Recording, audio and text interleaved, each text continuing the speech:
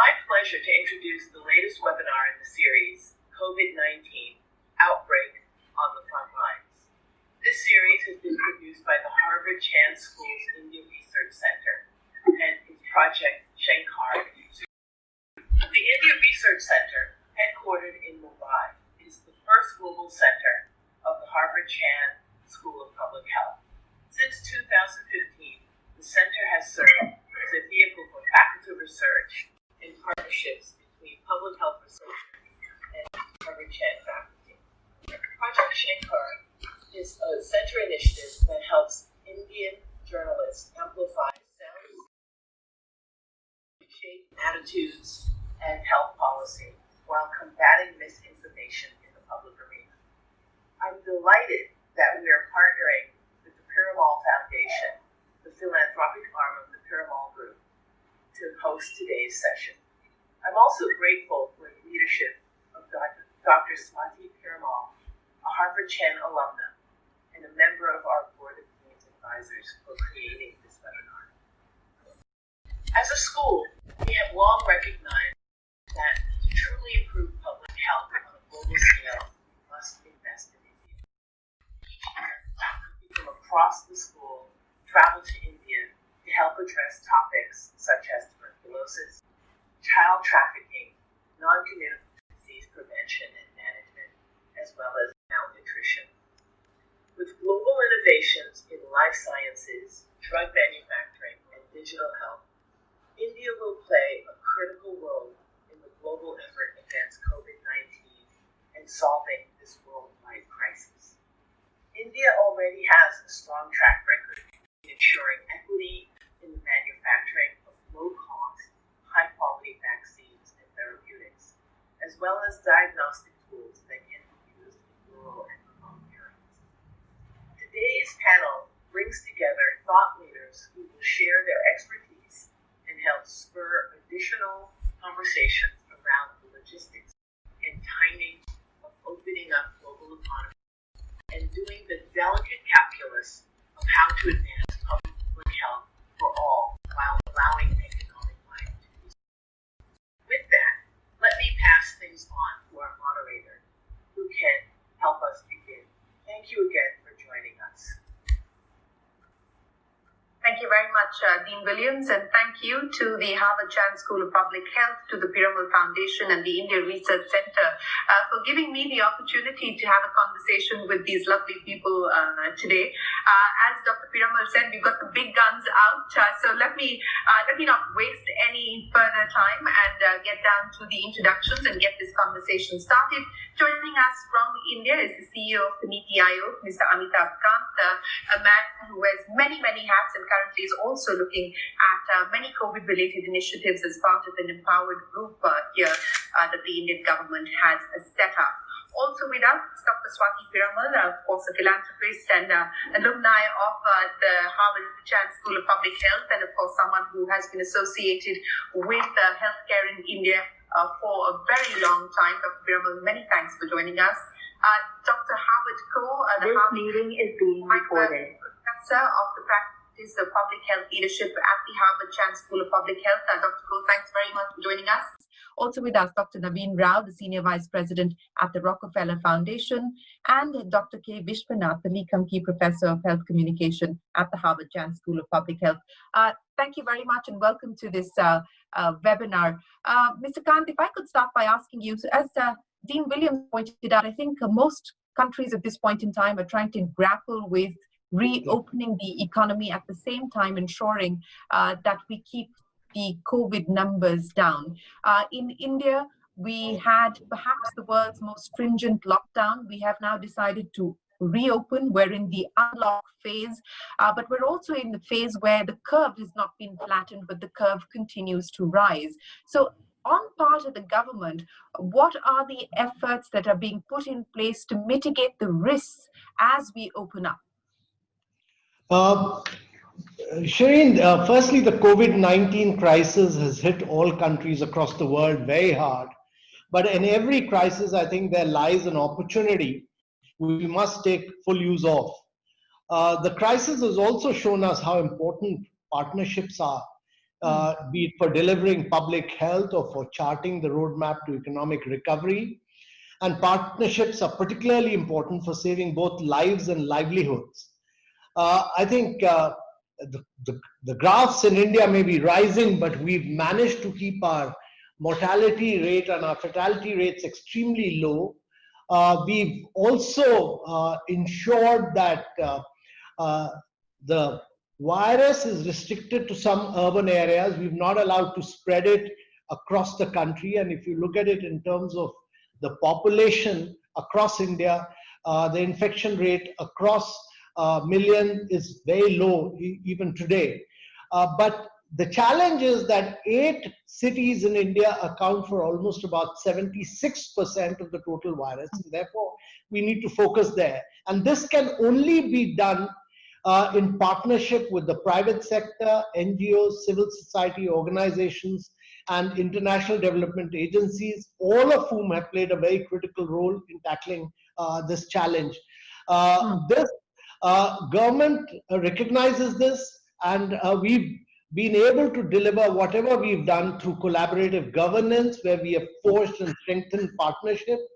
And healthcare actually remains a very, very critical issue. So if you look across what we've done in Ayushman Bharat, what we've done in terms of opening up testing now in a very, very big way, what we've done in terms of ensuring that there is community participation, and what we've done in terms of convergence with all our partners is very, very critical. And to my mind, the key challenge really is that we should be able to test in a very big way. We should be able to do contact tracing in a very big way, and we should be able to do community participation in a very big way.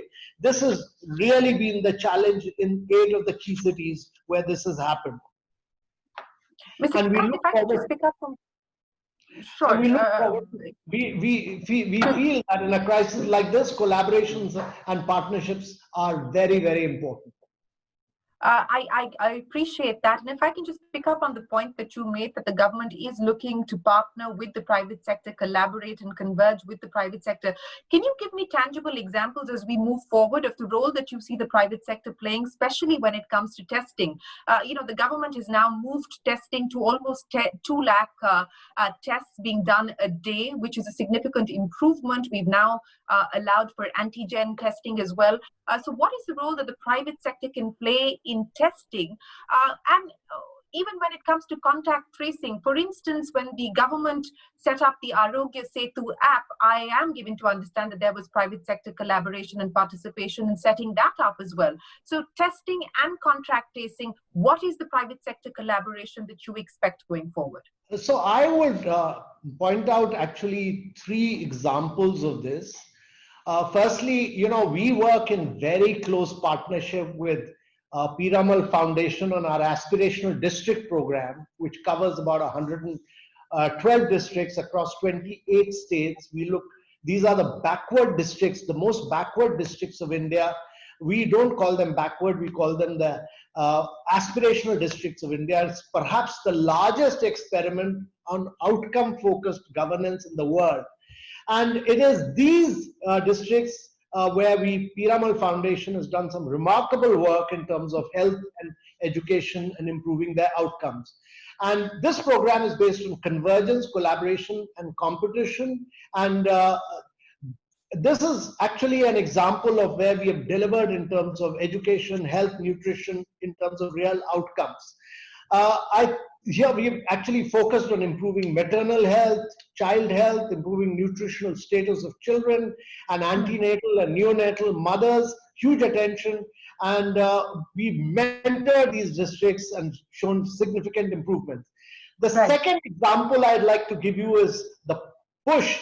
I talked about testing and I talked about tracing, contact tracing, but I think technology plays a very major role in this, because manual tracing is very difficult, and India's push for technology adoption across the board, particularly for Arogya Setu, it was a private sector collaboration. It was government led, but we worked in partnership with private sectors And it's an example of contact tracing, syndromic mapping, and self-assessment mobile application. It's actually a phenomenal example of partnership. And the app actually exemplifies public-private partnership. The app was conceptualized and developed in less than 3 weeks and involved more than 60 of the best from India's private sector: engineering products, system architecture, epidemiology, data science, healthcare, privacy, security, UI design, translation. All this is an example. And we, since its launch on 2nd April, the app has seen more than 135 million adoptions, the fastest mobile app to reach 50 million users globally, and one of the fastest entrants to the 100 million club. So this is a unique example. And the third example I'd give you is what we've done on telemedicine. We came out quickly, and our belief is that face-to-face consultations are over. Telemedicine will be a feature. We came out with the guidelines, and we are seeing a huge amount of private sector movement on telemedicine as well. So these are examples of partnership on technology, on working at grassroots level with Piramal Foundation, and delivering on health, education, and nutrition. Thank you. Well, thank you, Mr. Kant, for giving us those examples. And you spoke of telemedicine, so let me take that point across to Dr. Swati Piramal. I don't know whether face-to-face consults will be over anytime soon, but yes, it does bridge the access deficit to a large extent. In fact, very recently we've had a public-private consortium launch a telemedicine application called SWAST. Dr. Piramal, what is the role that you see, especially in light of the COVID pandemic and the management of the COVID pandemic, for the private sector to collaborate with the government going forward? I think it is the finest hour for collaboration. It's faster than the speed of sound. Scientists are collaborating with each other. You just send an email today and you get an answer within hours. I sent emails to the group Stanford and Milan for antibody testing when everybody didn't know what the role was. And I got an answer within minutes. So I think that is an amazing part. The public-private partnership that Amitabh mentioned, I think is very central. For example, the Piramal Foundation collaborates with NITI Aayog to look at these aspirational districts. Our work on what we call Dada Dadi Abhiyan and Nana Nani Abhiyan has been so fantastic that now we're increasing the scope to 112 districts. And that is protecting the elderly because they are most vulnerable to COVID. And it's entirely a voluntary effort, 35,000 volunteers calling and providing the correct information. So the public-private partnerships, for example, we have with Rockefeller Foundation, Naveen is here, is about artificial intelligence in healthcare.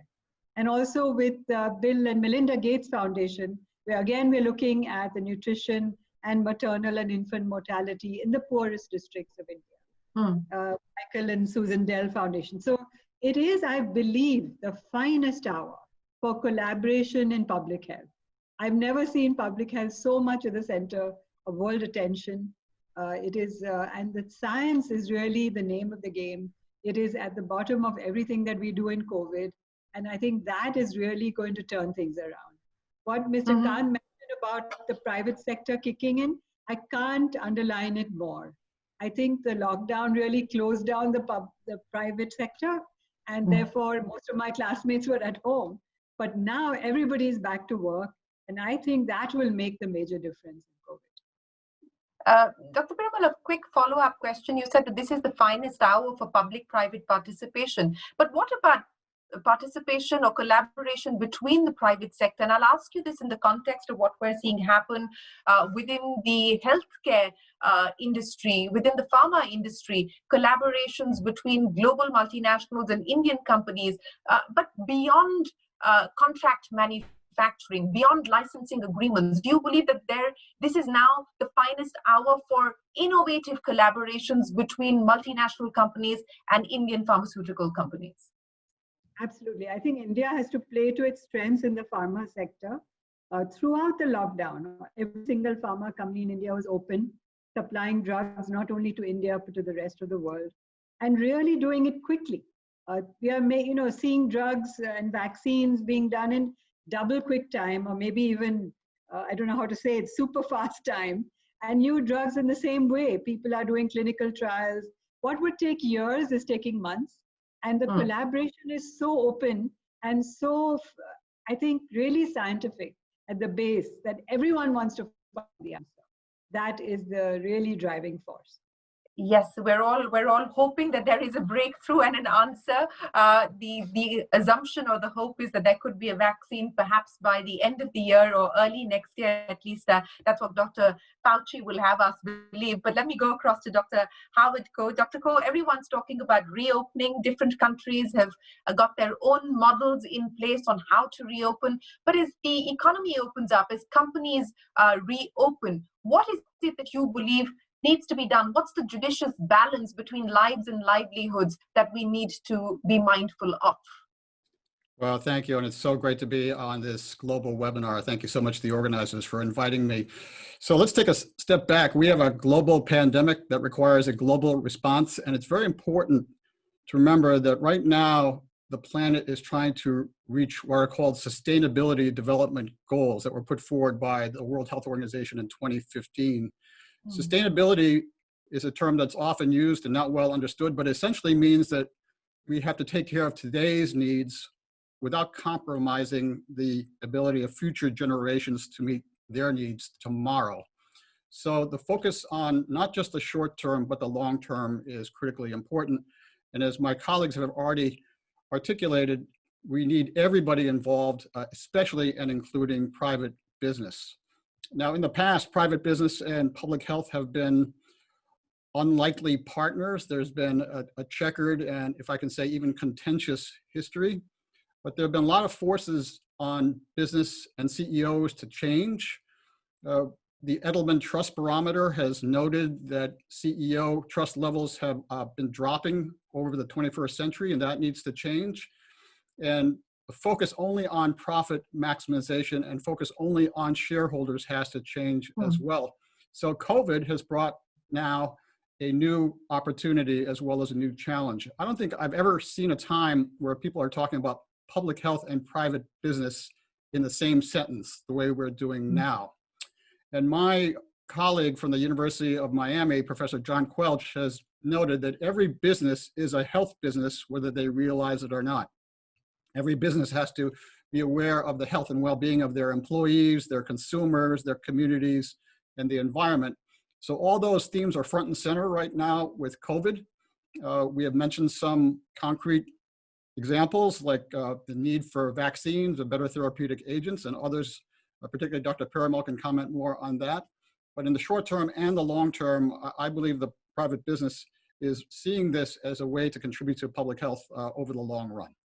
If you could give me ways in which the private sector can contribute to public health beyond philanthropic sort of contributions, and especially in context of what you spoke of, which is moving away from the idea of shareholder capitalism to stakeholder capitalism. And this is not a new debate. This has been a debate that rages on, year after year. 2008 was again an inflection point when this debate was right back front and center. And I would imagine that we're dealing with a lot of those questions once again today. So in what way do you believe we can shape this conversation, this dialogue between the private sector in the context of public health? Great question. So I can give some examples from the US, and I'm sure my colleagues can cite more very good examples from India. Just look at what private business has done in the US in the last couple of months that no one would have ever imagined before. We've had garment companies repurposing to make face masks. We've had alcohol distilleries repurposing to make hand sanitizers. We've had the auto industry working with the ventilator industry to produce more ventilators. That's received a lot of attention in our country. So those are some of the short-term considerations. We're also seeing that all business CEOs have to be very sensitive to the needs of their frontline workers in hospitals, in grocery stores, in delivery plants, in pharmacies, making sure that PPE is protecting frontline workers. You mentioned the testing earlier, Mr. Kant did as well. And as society reopens, we need to make sure that testing is available for people who need it. And then for consumers, we are very concerned about making sure that there's flexibility with respect to deferred bill payments, considerations for employees who need paid sick time. So these strategies are all weaving together right now. And if we do it well, we can rebuild, we can recover, we could also move forward on the sustainability development goals that are the blueprint for our planet for the next 15 years, from 2015 to 2030 and beyond.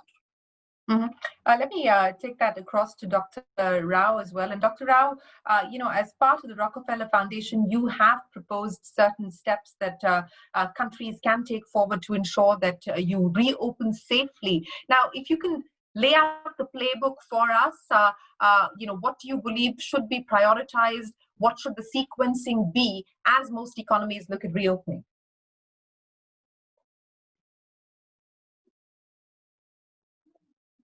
You're muted. I think you have to unmute yourself, sir. Unmuted. Yeah. Sorry. Let me start by thanking the organizers, and I appreciate the opportunity. My comments will be based basically on the work we did with the multiple stakeholders here in the U.S. The reason why U.S. was in a way brought down to its knees was not because of the lack of high sophisticated health care. By health care, I mean doctors, hospitals, pharmaceuticals. It was brought to its knees because of health, such as community health and public health. And I really do appreciate Swati's comments that our time has come and we are in the center of, and I hope we remain there, because it shows that while we focus on health care, which is the hospitals and all, that's only 25%, accounts for only 25% of our overall health. 75 accounts for where you live, what air you breathe, what water you drink, and what food you eat. So we need to focus more on public health. So with that concept, we approached the US problem and saw that we needed to go, when we entered into the fray, US was testing less than 1 million a day. We realized that needs to go up to 3 million a day by 6 weeks and to 30 million a day by 6 months. We have moved from 1 million to 3 million. US is in the 3 million. And that is part of the playbook. So testing is a really big part. And again, there, what are the supply and the demand constraints? How can we unlock those? But it's not enough to have just tests, because by themselves, they will not save lives. So we realized we needed to make sure we had a very strong community health and the contact tracing apps that go along with that. And we're trying to build that, which is sorely lacking in the US right now. And a digital platform on where all this can live for analytics and decision making. But also another thing that we put little money but got a big bang for was a peer learning network we set up, where mayors and governors could have at their own level, we set the platform up that they could share best practices. So it never helps to see what comes down from the top, but when your peers tell you what is working and you're a governor, you hear it from another governor, or you're a mayor, or you're a minister, chief minister, you hear it from another, that kind of peer learning. So that is our playbook that we want to take, and we really are appreciative. In India, though, there is this history of testing and tracing, and I really appreciate Amitabh's comments on this, and that we're going in a very big way. But we have a history of how we test and trace TB in India, and those tools are helping us now. So I believe whatever tools we're laying down now will help for the future in the sustainability context that Dr. Ko talked about. So I'm really interested. I'm really impressed. We are in conversations with the Prime Minister's scientific advisor office in India, and how can we help make in India. And the target is about 10 million tests per month is what we want to manufacture made in India to help the Indians, because the only way out of this is testing and tracing, along with hand washing, social distancing, and masks. I'll come to the Make in India with Mr. Kant in just a second, but Dr. Rao, let me get a follow-up question. I think one of the challenges that that governments, the private sector is grappling with today is a trust deficit. And, there is a trust deficit even when we talk about global institutions like the WHO. Was information withheld? There's been a lot of back and forth. So do you believe, when you talk about the tools for the future, or the prescription for the future, should we leverage, or will we leverage existing institutions? Will they still be relevant, or do you believe that we will see the rise of new institutions to take this forward? So I really appreciate it. It's a very good comment, Shereen. The bottom line is the platform is burning. We are looking at one pandemic, which is the COVID. Whatever the COVID deaths are, that will be far outshadowed by deaths in malaria, TB, maternal child deaths from lack and disruption of healthcare, essential healthcare services. Just estimates that we're going to be put back 20 years, meaning we're going to go back to malaria about 769,000 deaths, which is where we were 20 years ago. And so we need to work fast. So we don't have time to set up new institutions or new silos. And in fact, some of our problem has been the siloed way. We've been looking at diseases rather than communities. And so my answer to your question is absolutely, we need to double down. We need to empower. We need to modernize. Established organizations such as WHO. WHO, I was on a panel yesterday, is moving on a program they call ACT, Access to COVID tools, looking at vaccines and therapeutics.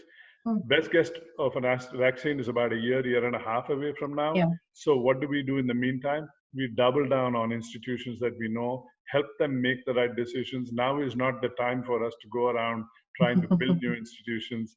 I really do believe we need to come together and we need to absolutely trust. And just on the trust deficit that you talked about, and goes back to an earlier question you asked, what can private sector do? Along with the public sector in this instance in India would be a great place to make this come together, would be to squarely address data privacy, data security, and data sharing, and build it around a data sharing platform. And who better than India, who's come so far on this, with NITI Aayog in the lead, and I do give Amitabh all the credit for being one of the early movers here. But Dr. Piramal and the Piramal Foundation has done so much. It'd be wonderful to be able to come up with how do we do data sharing? How do we break this trust deficit? And if it can be done in India, I think the world is watching because everyone wants it.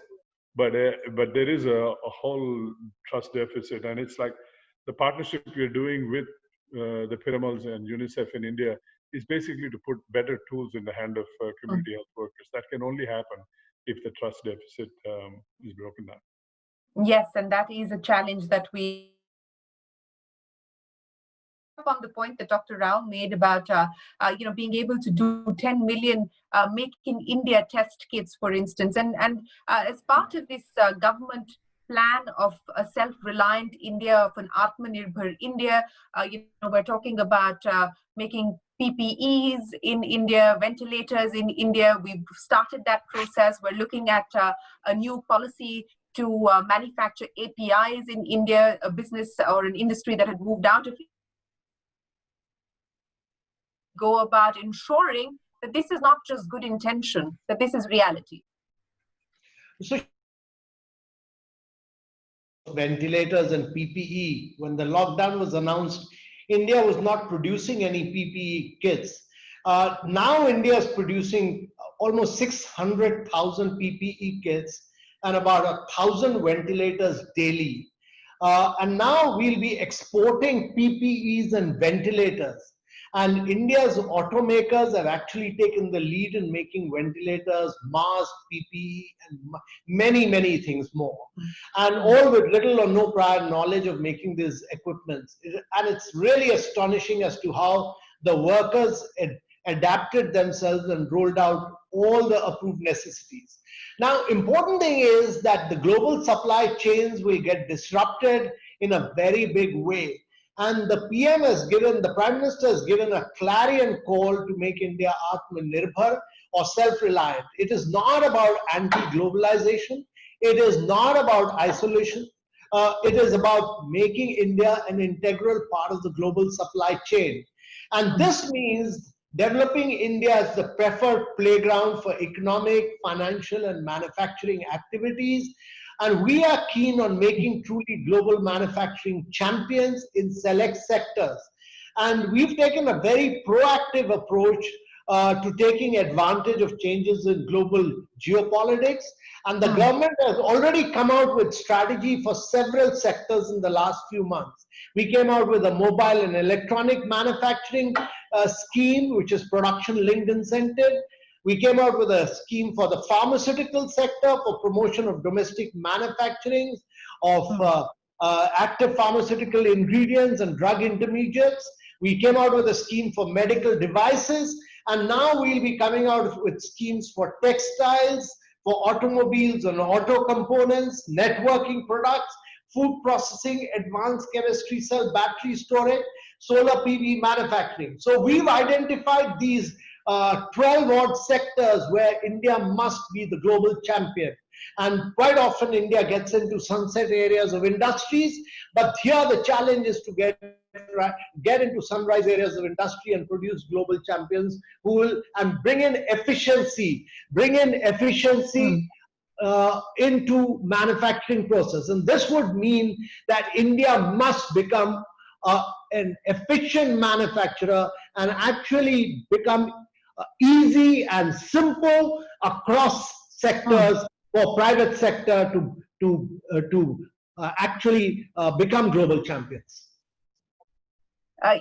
Since you talked about these 12 sectors, I think the sector that is most relevant in today's conversation is the healthcare sector. So let me ask you about what the government plans to do, especially when it comes to primary healthcare. To Dr. Naveen's point and Dr. Koh's point, it boils down to community health. It boils down to being able to address not just COVID, but to be able to address health issues and health challenges at the bottom of the pyramid. And those are the sectors, that's the society that is the most vulnerable. What should we realistically expect there, Mr. Kant? So, Shereen, firstly, let me tell you what India has done. We rolled out the Ayushman Bharat program, and this is about 150,000 health and wellness center. And I'm a great believer in preventive care at the grassroots level. And this is critical. So the Ayushman Bharat program was about providing health care at the grassroots level, because almost 66 lakh families in India go below the poverty line because they are not able to take care of tertiary care.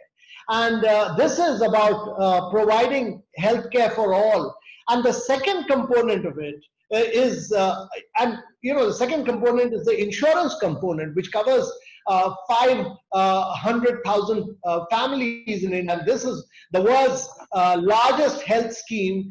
It is serving a population that equals to about 27 European countries. And at least 80% of the 107 million beneficiaries are living in rural India. So this is critical. But the challenge for India is that while we've been able to roll out the Ayushman Bharat scheme, and this is a huge, again, Ayushman Bharat scheme is a success story when it comes to public-private partnership, because there are almost 15,000 hospitals are impaneled under the scheme. But the challenge is really to raise the health expenditure. At the end of the day, India must be spending 5% of its GDP on healthcare. And this is critical for the long run, that we are able to take care of our population. And this would require a lot of investments in health and wellness centers across India at the grassroots levels, and providing district hospitals and bringing in efficiency at the grassroots level. This is critical. We must ensure the best possible health care for the rural population of India. Dr. Koh and Dr. Rao and Dr. Piramal, let me put that point across to you, to this aspiration of healthcare for all. And I think that we're seeing a lot of countries, a lot of economies reprioritizing or reallocating budgets, providing more for healthcare now. And India certainly has been hoping to do that or trying to do that for the last few years. Dr. Koh, let me start by asking you, post-COVID, do you believe that that is going to have to be a key priority for all governments, the way that they look at allocations for the health budget, how that money is actually spent, and how do you ensure healthcare for all, universalization of healthcare? Is that going to be a priority to your mind? Great question. So this pandemic has challenged all of us globally to say to ourselves, we have to get to the other side of this, and then also assure that this never happens again. And we need to take a big picture view on how we got here and prevent future pandemics. So I often point out that we are living through a fast pandemic that has been fueled by many slower pandemics. We have a fast pandemic that has overwhelmed so many parts of the healthcare system in the United States and India, around the world. So we need to strengthen hospitals. We need to make sure that they have better surge capacity with respect to staff and space and supplies. We obviously need to improve our health insurance system in places like the US and India and elsewhere. But we have to remember that this pandemic has been fueled by underlying health conditions that are completely preventable. And we have had under recognition of the importance of public health in so many parts of the world. So I'm hoping that as we go forward, we can build a stronger public health system, as well as a stronger healthcare system and a stronger health insurance system, more attention to prevention and to public health. We have some very important efforts right now with respect to contact tracing, as we have heard from our colleagues, and that's critically important. That's a time-honored public health intervention. Yeah. But I want those contact tracers to be permanent members of a local, trusted public health workforce going forward. The trust issues are important. Prevention is important. If we can prevent diabetes and control hypertension better and improve smoking cessation, all these factors that are making COVID spread so rapidly and cause so many tragic deaths, we have to focus on that type of strategy broadly going forward if we're going to reach our sustainability development goals. Dr. Rao, a quick word in from you as well on the kind of interventions that you expect on the part of governments as we move towards greater access of healthcare, and also, the wrong kind of interventions that we need to avoid, because the tendency, the knee-jerk reaction seems to be to move towards price caps, which may not necessarily be the sustainable, viable way forward. So the do's and the don'ts when we talk about government intervention as we build out public health. You'll have to unmute yourself. I'm sorry, I should know better by now. I'm going to wrap my comments around one word, Shereen, and build it around that, and that is inequity. What is amazing is this pandemic has ripped open the covers, at least here in the United States, and there's a stark inequity in who this is affecting, who's dying. In fact, if you look at the Black population in America, it accounts for about 13% of the population, but close to about 23% of the deaths are in African Americans and Blacks. So this kind of inequity is something that only the government at its level can put a focus on. So when we talk about universal health coverage, there are two aspects. There's health and there's financial destitution.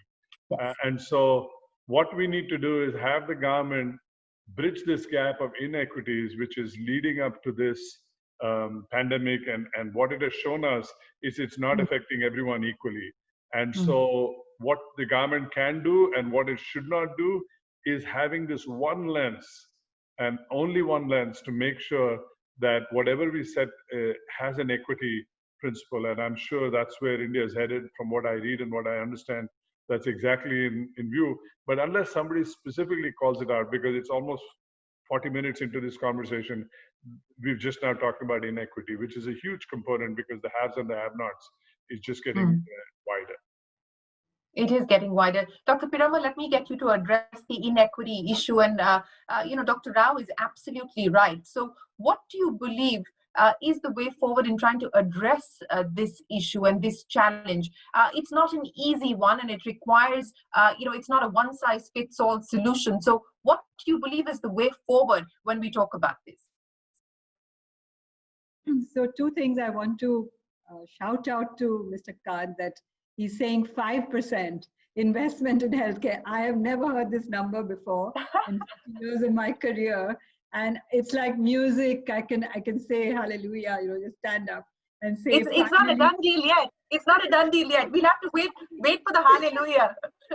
No, Shereen, I said that we must target for 5%, and that's critical for India, because I'm a long-term believer that India can't grow without a huge focus on health and education.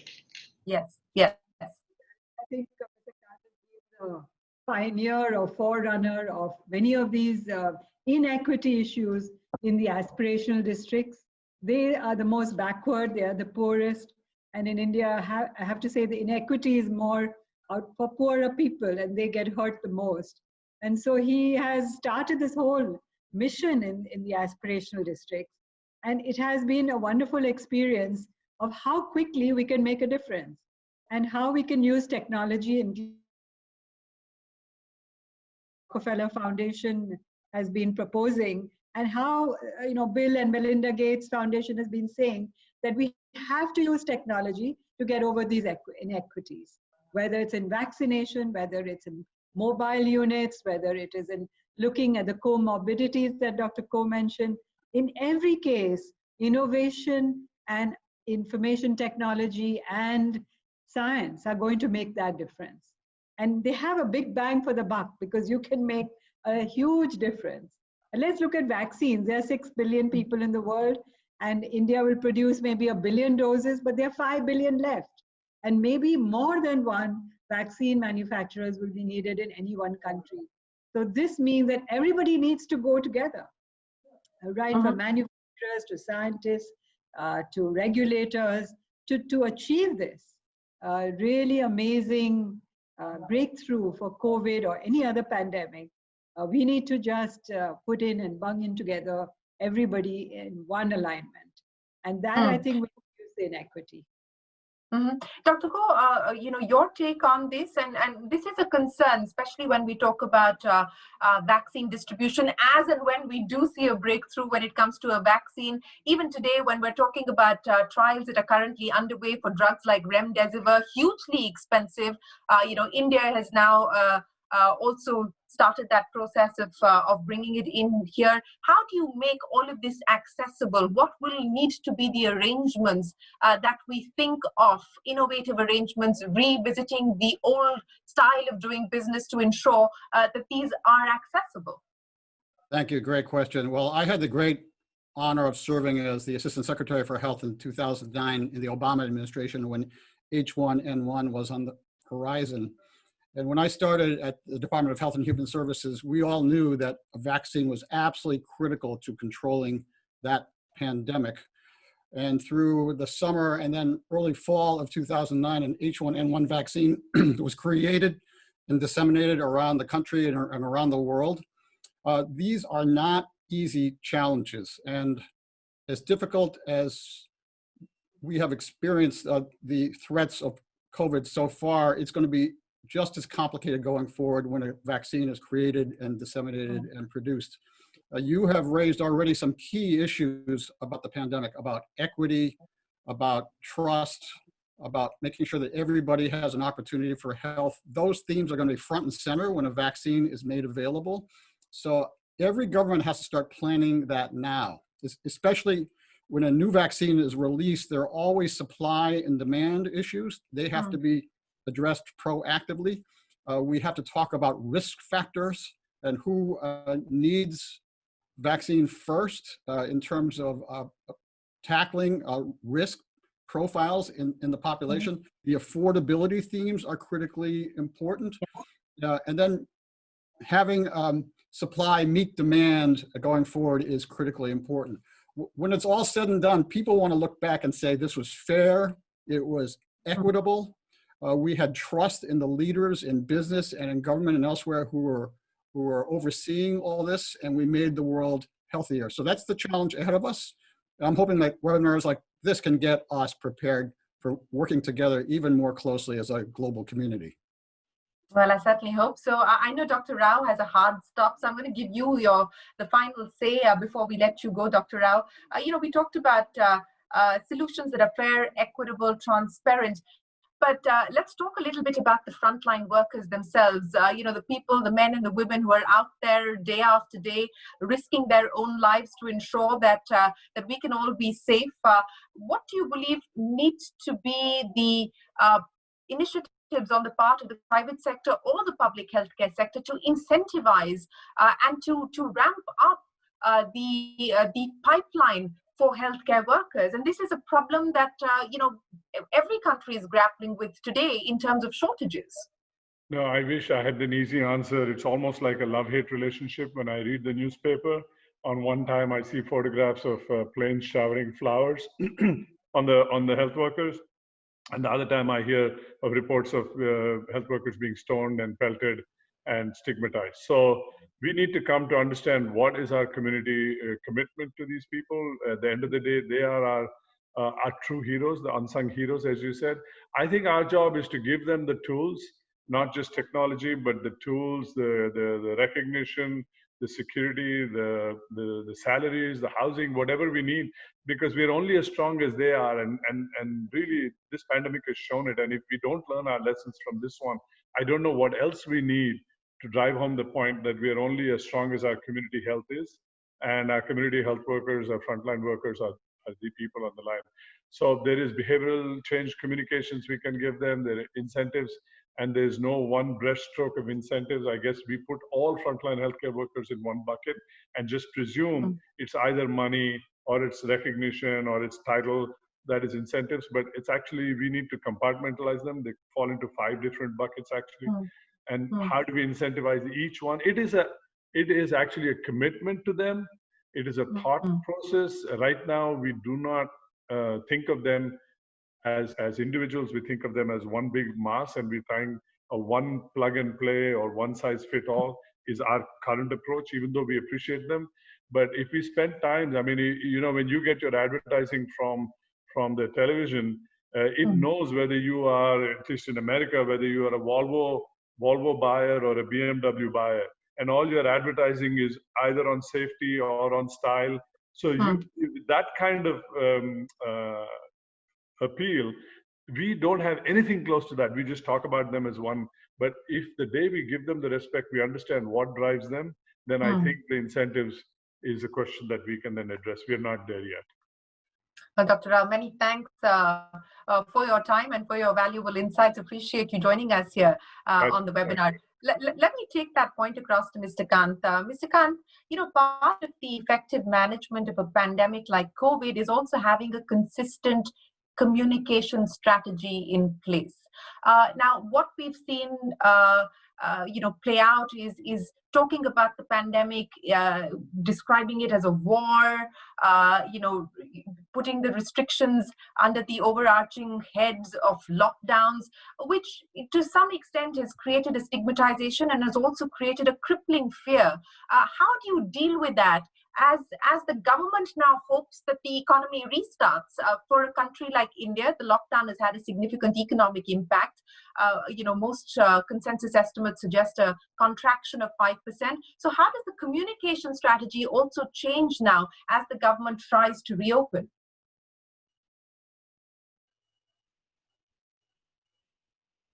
So you'll have to unmute yourself. One of our huge advantage of India is that it has a very, very young population.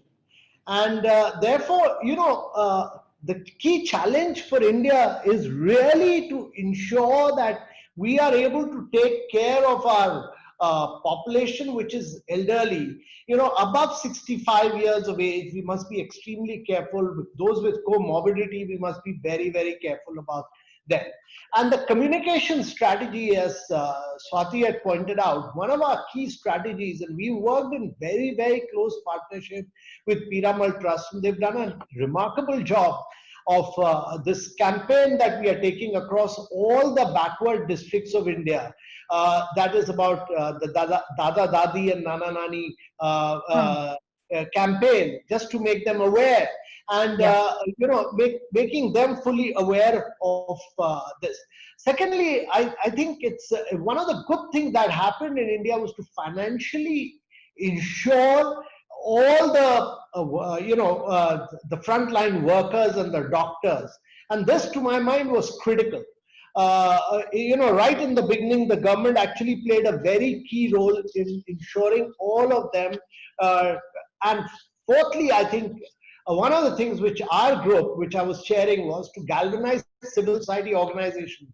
So we had 92,000 NGOs and development partners. We mobilized all of them to work with the district collectors in both these areas. And this was really critical. Fifthly, I think one of India's huge advantage was that it had this, you know, the ability to do direct benefit transfer. We built up that structure, much like we built up very quickly the contact tracing app and ramped it up. We have built up the direct benefit transfer, and using Aadhaar, using biometric, and we could transfer money across to all the people who were severely impacted at the grassroots level directly into their bank accounts. But I entirely agree with you. The challenge lies now in as we open up the economy, and opening up the economy is critical. It's important that we are messaging about social distancing, are messaging about masks, are messaging about constant hand washing, and sanitizers will be really the key. And as we've seen in Delhi, sometimes Delhi is really the heart and soul right now. It's the communication must be the key, and political leaders, local workers, everybody must send out this message that this is critical, and to my mind, convergence, collaboration with all NGOs and private sector parties is really the key. And the challenge will be to really ramp up testing. This can't be done by government alone. We must have full faith in the private sector. We must use private labs to drive testing in a big way. We must do contact tracing in a big way, and we must do communication and do community participation. Eventually, in a large country like India with a population of 1.4 billion, this pandemic will be managed and controlled by the community and by the people of India. You can't leave it to only the doctors. The community must be an active player in this whole strategy. So I think we've been able to establish that there are 4 key pillars that any government or private sector's strategy needs to be based on, and that is collaboration, convergence, community, and effective communication. I think that pretty much sums up the conversation that we've had here this evening. Many thanks to Dr. Harvey V, to Dr. Swati Piramal, Amitabh Kant, Dr. Naveen Rao for your wonderful insights. Let me hand it over now to Dr. K. Viswanath as Director of IRC for his closing comments. Thank you so much, Shereen. Thanks for your leading role in moderating this conversation. We can speak for another 3 hours. There are so many comments and questions, but we hope this is the starting of a conversation, but not the end of a conversation. So let me thank all of you for joining us today for this very important discussion. I know that our audience has joined from all over the world, I would say audiences, and we are grateful for your time. I want to reinforce and echo the sentiments again. I want to thank our speakers, including Dean Michelle Williams, Professor Harvey V, Dr. Naveen Rao, Dr. Swati Piramal, and Amitabh Kant for sharing your knowledge and insight with us. We are grateful to the Piramal Foundation for their partnership in hosting this webinar. As Dean Williams said in her introduction to our program, the Harvard Chan School realized early on that to affect public health on a global scale, the school must invest in India. Indeed, as we have heard from our expert panel today, with our deep bench of innovators, scientists, and business leaders, India is poised to play a leading role in the global fight against coronavirus and the COVID-19. The India Research Center serves as a hub for Harvard's public health work in India, facilitating research and partnerships between public health researchers in the public and private sector and the Harvard Chan School faculty. So this webinar series we have been holding called COVID-19 Outbreak on the Front Lines is one example, is one illustration of our work at the India Research Center. So if you enjoyed this webinar, you can find video recordings of the past webinars addressing topics such as vaccines, the impact of the pandemic on children, misinformation and miscommunications, and policy responses to COVID-19 on our website. On our website, you will also find our COVID-19 dashboard, which contains accessible science-based information in both English and Hindi about COVID-19. As earlier identified, communication is one of the critical components of this outreach. So on behalf of us, from all of us at the Harvard Chan School of Public Health and the India Research Center, thank you again. We wish you good health and we hope to see you again soon. Thanks.